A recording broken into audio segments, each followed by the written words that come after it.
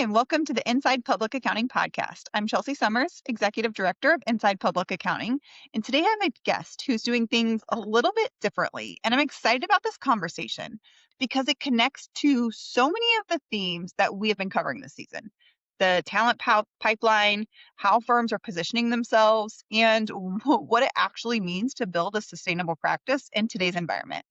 Rachel Farris is a CPA and the founder of a boutique firm specializing in high net worth tax strategy and advisory work.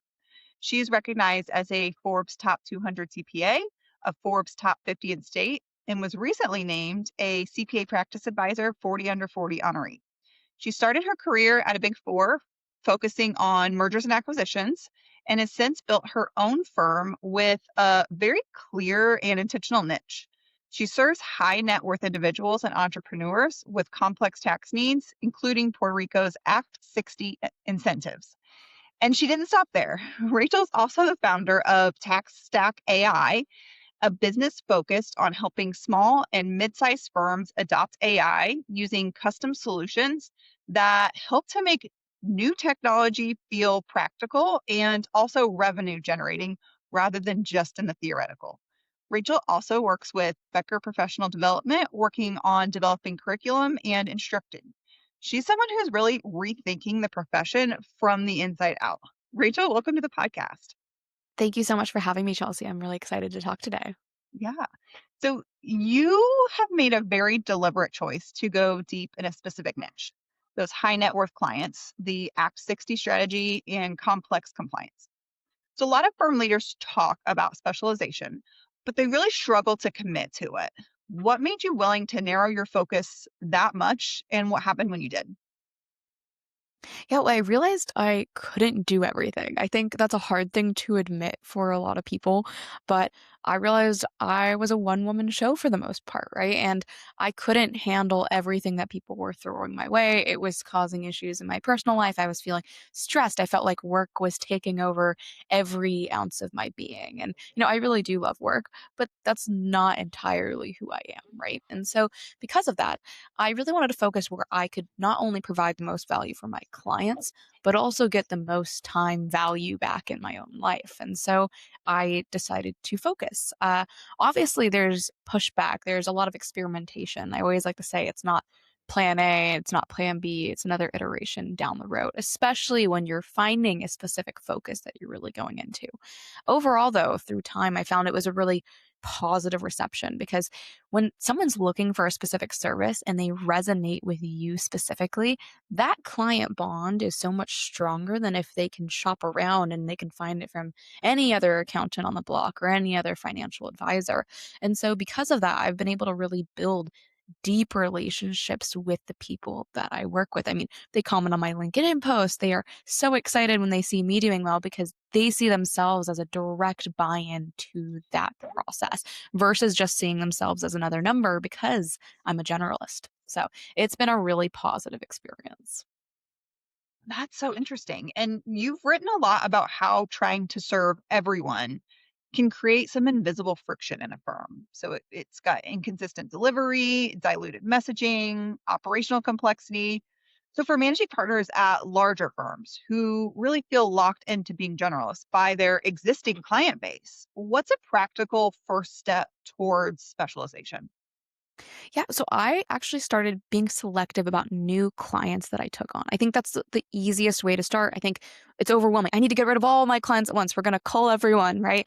And I don't think that's realistic because you actually don't know if your niche is going to work until you actually give it a shot. And so I find some unfortunate scenarios where people dive head first in, right? And they think it's something that people need. And people, yeah, I would totally pay for that, but it's not actually something they pay for when it comes down to it. And so I think it's really important to have that backing of an actual business still. So, start taking on selective clients. You don't need to get rid of everyone immediately. Once it really works, then I started having candid conversations with the existing client base about the direction that I'm trying to move in and saying, hey, is this something that aligns with where you see your company or you see your personal situation aligning as well? Now, I want to be really clear here. Don't leave them hung up high and dry, right? Like you want to make sure that you have options for them as well. I think just focusing on yourself and saying, "Yeah, you've been my client for 10 years, but I'm actually going to drop you because I'm focusing on this," is not great for business. Make sure that you're working with their next CPA. You have someone in mind, you have recommendations. Let me do introductions. Let me get them up to speed on your situation, because a big fear clients have is, well, you've known me for that long. Like, yes, I don't want to move to Puerto Rico, Rachel, but I still want someone that knows what's going on, right?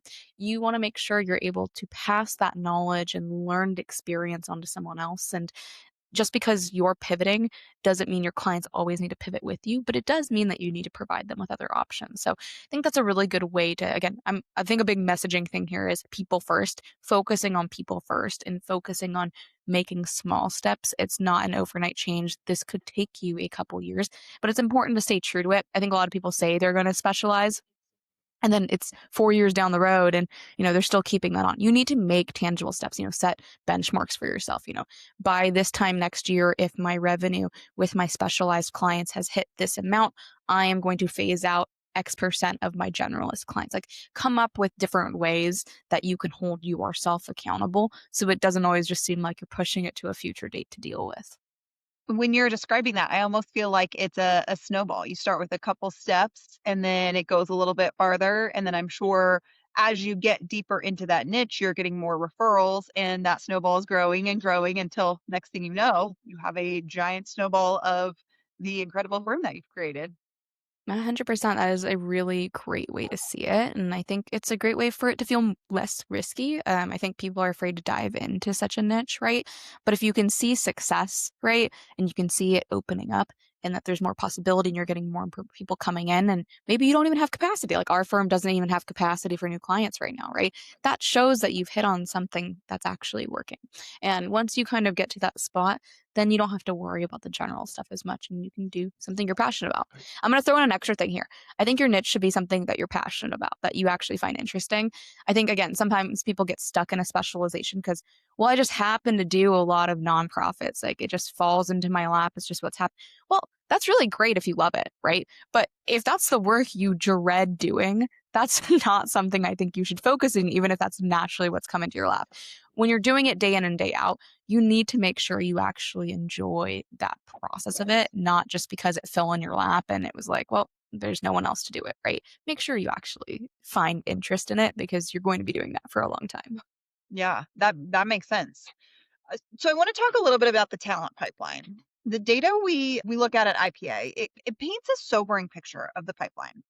And you have been vocal that this is not just a hiring problem. It's really a structural and a narrative problem in the profession. So what does that mean? Yeah. I mean, I think for me, accounting is so diverse, right? And it's so flexible. And I think oftentimes we paint a very single tone picture of it. You talk to anyone in accounting, and generally, like, the first thing they say is, "Oh, the hours." And I think a lot of times we equate our worth or how well we're doing in our career to the amount of time we're spending. It's almost like a badge we put on our chest, especially in public accounting. And because of that, that is inherently a narrative problem when people of all ages, right, are hearing, "Hey, I'm working so much," and yeah, like, in the industry, we kind of know it's a joke, but it's kind of not a joke, right? It doesn't seem very attractive to people. And that really dives down to the structural basis of it as well, right? We have this culture of, hours. We have this culture of, putting all this time and energy, and it's a dreary career. You only did it because you're making money or whatever it might be, right? At the end of the day, it needs to start from the tone at the top, right?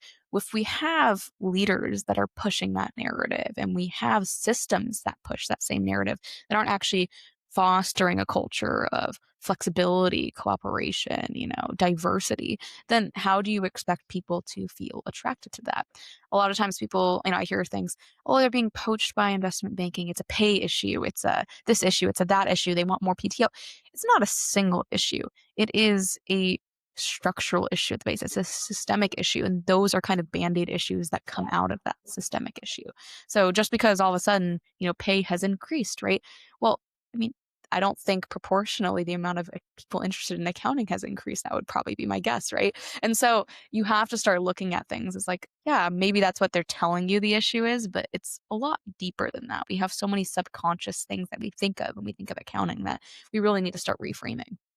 We've talked about that a little bit on the podcast that we're really all responsible for the story of accounting and telling those stories and highlighting those opportunities and highlighting the small firms and the large firms and all that's available and not just what is the narrative right now as we're 2 weeks post tax season. Oh my gosh, tax season's over. That was so awful. Worst tax season I've ever had. Like there's so much positive out there. We just need to be better about raising those voices. Oh, 100%, 100%. And I think, there are people out there that are doing really great things with that. But I think, again, it goes back to individual responsibility. You're responsible as a single person, right? Just because you aren't, the managing partner at your firm or you're not a senior manager, you still have a voice. You have people you interact with all the time, whether it's siblings, cousins, maybe you volunteer at a local university, whatever it might be, right? And the tone you're setting about the profession is what they are hearing. And ultimately, I mean, I'm sure there's people in it not because they actually enjoy it, just because of other things. But if you actually have things you enjoy about it that have made you stay this long, talk about those too. Work doesn't always have to be complaining. I think there's, times and spaces for that. You're still going to hear me complain about it, right? I'm not saying it always needs to be, roses and all that, but I think it's important to paint an actual realistic picture. And a realistic picture includes the positive things as well. Absolutely. So you've talked a little bit about engaging students earlier at the high school and the university level and how that can help change the story around accounting as a career. So what do you see that actually works when you get in front of those students? Yeah, well, especially at the high school level, I always like to say, "What do you think an accountant does?" Right? And I like to hear kind of what the preconceptions are. A lot of times it's, "Oh, it's numbers. They're really good at math." I was like, "That's not me," right? Really good at math.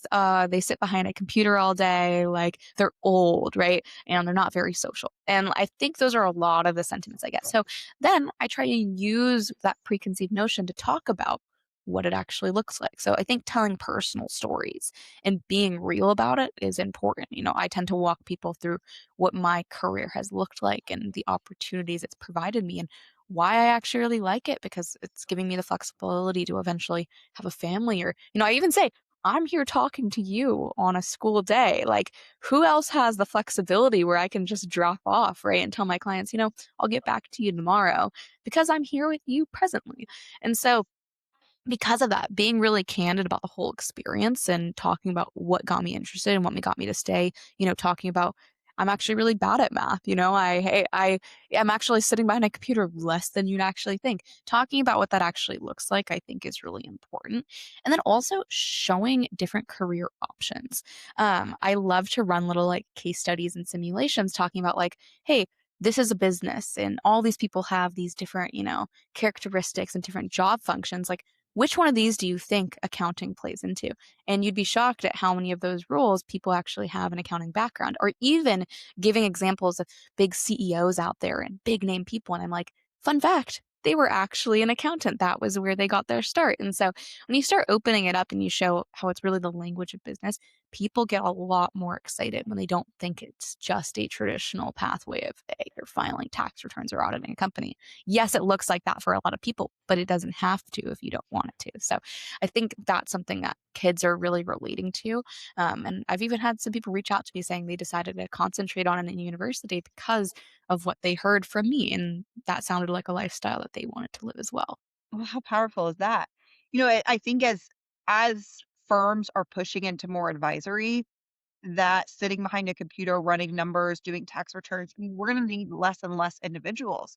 So it is really imperative that we change that narrative so we get those right people that go to school for accounting. We don't just need the good at math, sit behind a computer people. We need problem solvers. We need people who are client facing, who are comfortable in the soft skills, and that's not typically what individuals think of when they, you know, sign up to have a career in accounting. So I think it's great that you're helping to change that narrative because we need it now more than 100%. ever.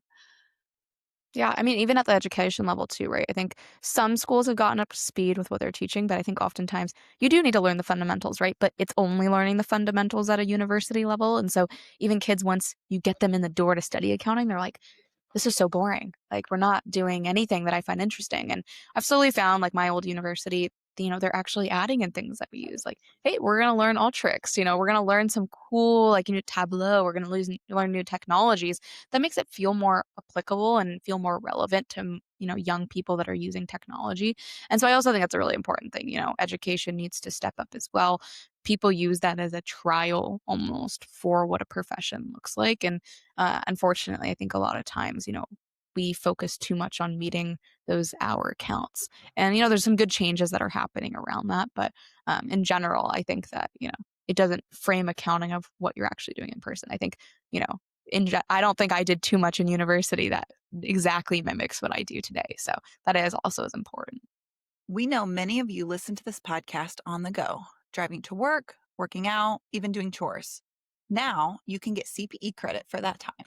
With Earmark, you can earn free NASBA approved CPE for listening to the Inside Public Accounting podcast. After you listen to an episode, take a quiz, and your certificate will be ready. Earmark has courses for everyone in your firm, from staff to partners. Get started today at earmark.app or download the free app on the App Store. So, I want to talk to you a little bit about how you hire. So, what does non traditional hiring look like inside of your firm? And what led you to move away from the conventional recruiting model? Yeah. So, I mean, I love a flexible lifestyle myself. I would say I don't work a 9 to 5 usually. And I set that precedent with my clients where, they know I reply to things very quickly. But they also know that, I might reply to them at 7 p.m. I might reply to them at 6 a.m. It really just depends on the day and their personal need. And because of that, my kind of natural need for flexibility has attracted, and I've also been looking to attract, people expectant mothers, recent mothers, retirees that still want to keep something going, right? Anyone who wants flexibility but still wants to work. And I find that accounting really does offer a lot of flexibility as long as you establish that with clients. I get the energy all the time. I was in M&A for a while, private equity. They need it by the end of today. They need it by the maybe then it feels a little bit different. But when you're working with small businesses, with people, I find that it's generally not a next day thing. Like it can wait, a day or two, give you time to do research. Like I am not pressed at getting to you by end of day unless it's actually really important, right? And because of that, we're able to attract really high quality talent that would have normally been excluded from that talent pool, right? I know a lot of big firms say, hey, it's part time, but that part time actually looks like full time because hours are always inflated. We're talking about real part time. We're talking about you work on your own hours as long as you get things done in a timely manner. You can decide when you want to work. And it's really, really, really allowed us to move away from that conventional recruiting model. I find that you're getting people that want to stay with you and they feel invested with you. It's not a quick buy in, pump out in 2 years, right? It is something where they are invested in the long term growth of the firm. They're invested in your clients more and you build more personal relationships because you're also investing in them. Right, exactly. So, when you're bringing in somebody from outside of a typical accounting background, what does onboarding and development look like? And do you see big gaps when they're coming in? If so, where? Yeah, so I always like this quote, you can't really teach people interpersonal skills, but you can teach people technical skills. And so I find that it I hire based on a person, right? I hire based on a work ethic, a curiosity, the ability to critically think and problem solve, not necessarily how many years they've had in accounting or what scores they got here or what school they went to or what degree they got specifically, right? And I find that that onboarding process looks like more teaching people how to use their critical thinking and problem solving skills when they don't know something, how to learn that technical knowledge rather than just being like, okay, well, you need to come in with X many years of experience so that I don't have to do anything for you. You can just handle it on your own. No, this is a collaborative process, right? I want people that are going to grow into their roles and grow past their roles even. I'm not looking to hire someone just to match a role at a specific point in time. And so because of that, I hire based on who someone is versus what they actually know. And I found that to be really successful. I think that, again, more and more onboarding development needs to focus on that. They need to focus on building people's skills. They need to focus on building how do you think when things go wrong? Again, we're not a traditional 9 to 5, right? If your manager is busy, you need to learn how to actually figure that out yourself or wait around and be productive until you can get them at the table. I find, again, a lot of staff, well, they haven't replied to me all day, so I'm not going to do anything, right? I'm not looking for people that do that. I'm looking for people that are almost entrepreneurial in a way. And that's been really helpful to find that as like a core characteristic rather than just being like, you need to have a CPA to work with me. Yeah, I love that. So compliance work is really getting squeezed from multiple directions. There's automation, tons of competition, client expectations are changing. So, how have you structured your pricing and what has the client response been? Yeah, so we do primarily like 95% of our clients are on fixed yearly billing. And the client response has been really positive to this. The way that I really like to frame this is, you know, we are providing change, we're providing transformation. We're not just filling out a tax return and leaving you there. And so, because of that, we don't really like to nickel and dime clients. We like to be able to be there for you when you need it. And we don't want to say, hey, we're not able to cover that because that wasn't in our direct scope of what we were doing. And so because of that, we, look at the size of the firm. It's not even an income level thing. It is literally like, how complex is this engagement going to be? I have, startups that are making $0 in revenue that are much more complex than, a family that has, hundreds of millions of dollars under assets. And I charge the startup more because of the fact that it's more complicated. And so because of that, you're able to really provide unique services and you are able to be there for them in a way that, doesn't feel weird, right? I can use AI. I can, I can bring down billable hours. I'm not worried about, hey, you need to clock all your hours and make sure you're spending enough time, but not too much time on this client, right? Do things as you need to do them. If I underestimated it, that's on me. That's for next year for us to talk about, right? It's pushing the burden off of us a little bit more and putting it kind of in an equal playing field where we're not worried about, hey, Rachel, you spent this many hours doing PDF review. They don't need to know how long I spent on PDF review. I don't need to break it out line by line. I like to provide updates in general, what we are doing. And I Mhm. don't need to break it down to the 15-minute increment of how I spent my time on you. At the end of the day, you should be happy with what we are providing at the end of the day, the end work product, the relationship you have with us. And I think it's hard to put a specific hourly dollar amount on that. So it's become a lot more fruitful. And I think honestly, clients are kind of expecting it nowadays too. I think more and more people like that fixed hourly billing, especially when it comes to advisory. I do think it's a little bit harder when you're talking other services, but with advisory specifically and compliance, it's much easier because you never know what's going to come up. Yeah, you say clients might be expecting it, but the IPA data shows that only 67% of revenue is still generated through a charge hour model. So what do firms do? What do they typically get wrong? How we talked a little bit about how you're moving your clients, this specialized clients like one at a time and only new clients. Is that how you would advise switching into a value-based pricing or what can firms do? Yeah, I mean, I think first is changing the narrative, right? You need to talk about the value you're providing, that transformation you are actually generating, and not just a line by line list of what you do for them, right? Because if I'm a client and I have someone come to me and says, "Okay, I'm going to do your return this year, and we're going to do this," and it's the same stuff you did last year, and it's broken out line by line, I'm going to say, "Well, what's the point? Why are we switching billing models? The only reason why we're going to switch is because it's benefiting you, and that means it's probably not benefiting me." And so you need to really position yourself in their shoes.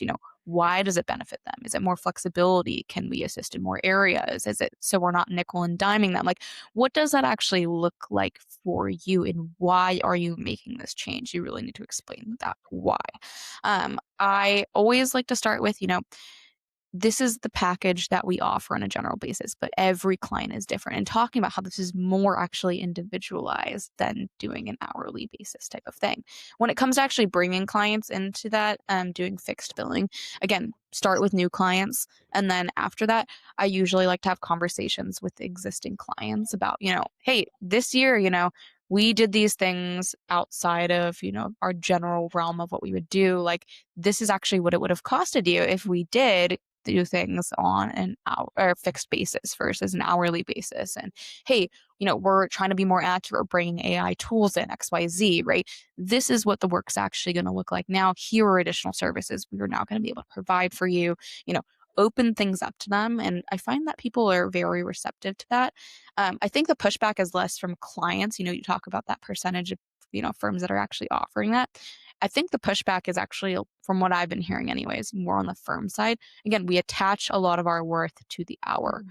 We attach a lot of our time, energy, what we're actually got. I have a $500 hour billing fee. We attach something to that, right? And it's what we're used to. And so while clients might actually see benefit in this fixed pricing plan, I think sometimes we're worried about letting that go, or we're worried we're going to underprice it. And then I think in my mind, that just goes down to research. And that also goes down to actually knowing the work we're providing. Maybe spend the next year actually focusing, okay, what are we doing? What do I think that's worth to them? And instead of carving out as an arbitrary number, make sure that you feel comfortable with it too. Because if you're not confident in what you're offering and the price point you're offering it at, they're going to feel that same energy from you and they're going to sense that doubt too. And it might not be as successful as you think. Yeah. So you talked a little bit about how AI is changing the work. So you founded TaxStack AI. So you saw a specific problem. Firms wanted to adopt AI, but didn't know how to make it practical and profitable. So, what does responsible AI adoption actually look like in a smaller mid-sized firm? Yeah. So, our firm, we help firms adopt AI ethically, responsibly. We use custom solutions. And our big guiding point here is it's human focused. And so I think that's something we tend to lose a little bit with this. You need to look at the issues first and you need to talk about to people about what they actually need. I think again, we live in a world where sometimes we guess, right? We guess what clients want. We guess what specialization we should do. We guess what people will pay for, but it's not grounded in anything, right? I always like to start boots on the ground with easy wins. What is actually going to help your existing employees and your existing clients? We do research. We like to scale slowly. A lot of people are adopting 5 different tools at one time and they don't actually understand it. They don't understand the constraints of AI. They don't understand how the tools work together. They don't have literacy in that technology. I find that that's not responsible AI adoption. I think it's important to scale slowly. I think it's important to train your team not only how to use AI, but when it's appropriate to, what is a hallucination, right? How do you actually check that work? And if you're not doing that training with your firm before you adopt tools, I don't think that you're doing that responsibly. I think that's something that you're going to burn out in a year or two, or a new tool is going to come on board. And all of a sudden, they're relearning a whole new tool versus understanding just how to learn to use AI, right? I think a huge difference with small and mid-sized firms is that a lot of times you are not having these huge seminars with people, and you're not having an internally based tool that's specific to your firm where they have direct parameters. A lot of times you're kind of building those parameters as you go and you're doing it collaboratively versus in a big firm that's coming from the top down. And so because of that, you need to engage the people you're actually working with to understand how it's going to work. If you're a small firm and you only got 2 people on board and other people aren't going to do it, you haven't adopted AI in my mind at all, right? And so because of that, right, again, it's people focused at the base, right? You need to talk to clients, you need to talk about where they're actually having issues with you. And once you get that, you'll be set. But again, understand the constraints. That is like my big thing here. A lot of people don't do that. And I think we're seeing, more and more cases pop up where people are having issues with that. Get that education. And if you're not able to get that education yourself, bring someone on board that does have that background that can help you out. I understand it's scary, but it's doable. Yeah. I so appreciate your time today. I've got one more question for you before you go. So, can you give some advice to managing partners? If you could tell managing partners one thing that they need to look out for when building the firm in the next decade, what would that be? I mean, I'll go back to what I said. Approach everything with a people first mindset. On clients, employees, contractors, literally whoever, people drive profit. And if you're not investing into those around you and you're not investing into yourself, you're not building everything you might want to be in, like the next decade or whatever it is. You need to focus on who's actually been here for you this whole time and who's helped you build the business or build the person that you are, and focus on building your firm in alliance with your own beliefs. I think sometimes, we get sidetracked, shiny money, things look really nice there. But at the end of the day, it's not sustainable. And these new tools aren't sustainable if you don't have people that are invested in using them and they don't have people invested in you. So no matter what, keep this people centric. I know we have a lot of hype about AI. I'm hyped about AI too right now. But at the end of the day, I am more hyped about my employees. I know more about what's going on in them and their lives than I do about the AI tools that we're using. And I think that is very fundamental to what makes me a good leader and what's going to help me run a successful firm decades from now. So that would be my suggestion to everyone. Wise words. Rachel, this was such a good conversation. The way you're thinking about the design of your firm, talent, and pricing, it connects so much to what we're seeing in IPA's data and what we're looking towards for the future. I think it's one thing to talk about specialization and advisory, and it's another thing to actually build your firm around it. And what stands out to me is that you're not waiting for the profession to change, you are leading the change. And you're actively helping to reshape it in your firm through TaxStack AI and the work that you're doing with students coming into the pipeline. I really think this is the leadership that the profession needs right now. So if you want to learn more about Rachel's work, you can find her at rachelfarriscpa.com and check out the TaxStack AI as well. We'll put links in the show notes for you to check out all of it out. Rachel, thanks so much for joining us today. Awesome. Oh, Thank you so much, Chelsea. This was a great conversation. yeah, and to our listeners, if you enjoyed today's conversation, please like and subscribe wherever you get your podcasts and leave us a comment. We love hearing what topics you want us to dig into next, and we'll see you on the next episode of the Inside Public Accounting Podcast. Thanks for listening to today's episode. If you enjoyed this podcast, you can click below to subscribe and check out more from Inside Public Accounting.